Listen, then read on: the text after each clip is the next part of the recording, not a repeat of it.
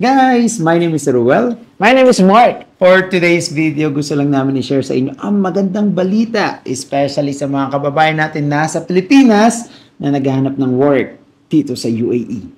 Dahil isa sa pinakamalaking veterinary clinic dito sa Dubai ay naghahanap ng employees directly from the Philippines. Ang kagandahan dito, may available job order na-approve ni Consulate at approve ng POEA sa Pilipinas. Kayo na lang ang hinihintay namin. So Mark, ano ba yung mga job description na kailangan natin? Or sino-sino ang mga taong pwede mag-apply? Merong experience sa veterinary clinic, nurse, at yung mga marunong mag-alaga ng mga pets like dogs and cats.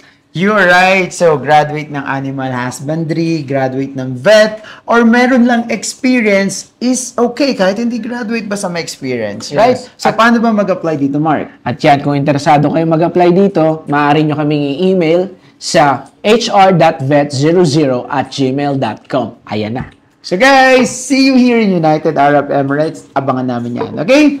Bye! Let's go!